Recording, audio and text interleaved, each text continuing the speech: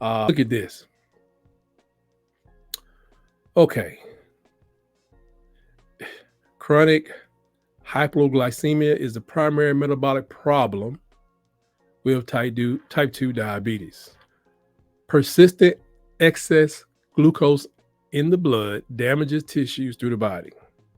People with long-standing type 2 diabetes can have cardiovascular damage, kidney destruction, retinal damage, peripheral nerve damage, foot problems, poor wound healing, and increased development of Alzheimer's disease. That's that thing I was talking about with diabetes 3. Diabetes 3, as I saw Dr. Berg, I think he was explaining it. When you see this increase in dementia, Alzheimer's, Parkinson's disease, he's attributed to this increased sugar consumption. You know, the 30 gallons of soda every year, the 10 pounds, sorry, the 10 ounces of sugar every day. This is what's causing our problems. I don't want to spend a lot of time on this, but mortality. Diabetes is it contributes to 10% of American deaths. 10% of us pass away because of diabetes. And not that that's the biggest number in the world. I don't want to know if that's fifth, sixth, or seventh. It's pretty high. I know it is up there in the top 5, but just to think, we could cut that number down.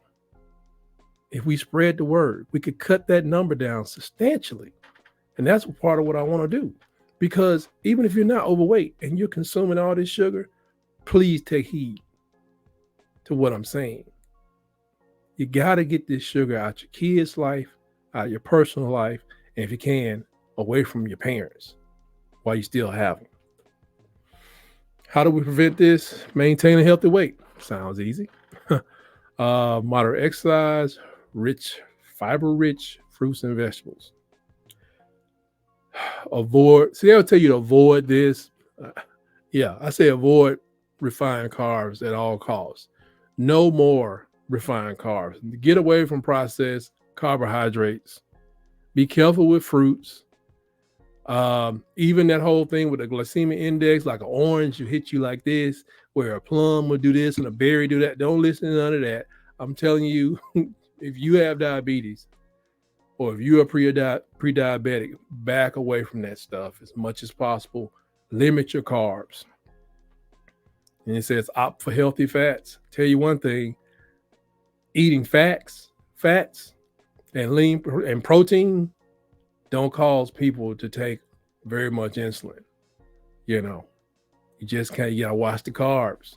You gotta be a balance there, and that balance of carbs need to be real low. Woo! Back to the sugary drinks. They say that this is a key driver to our overconsumption of sugars. Think about what's being said. This is our key driver to the amount of sugars that we consume every day, every week, whatever. Sugary drinks. All the rest of the stuff, you pretty much can contend with. Everything you can contend with. But look at this. Sugary drinks way up there. Then you go to the snacks. Most of them are processed foods. Get rid of them. Get rid of the sugary drinks and get rid of the processed snacks, the Doritos and what have you, Keebler, Oreos. I gotta say that under my breath. It's like when I say that word out loud, they descend upon me like a flood. But get the Oreos out, the Chips Ahoy, all them breakfast cereals. Go look up the Kellogg family, see how it started. You won't want to get them no more money after you find out about the older brother. If you get this stuff out your life, that's a step in the right direction, because that leaves you with what? A couple of grains. I'm not a grain person, but that's not that bad. But look at the sugary drinks. Look at that. How many of these do you consume every day? You don't drink them. How many do your kids have? My son was selling one of these doggone things up here. These some kind of Arizona. He was selling them on the bus. 10 of them in a 30-minute bus ride.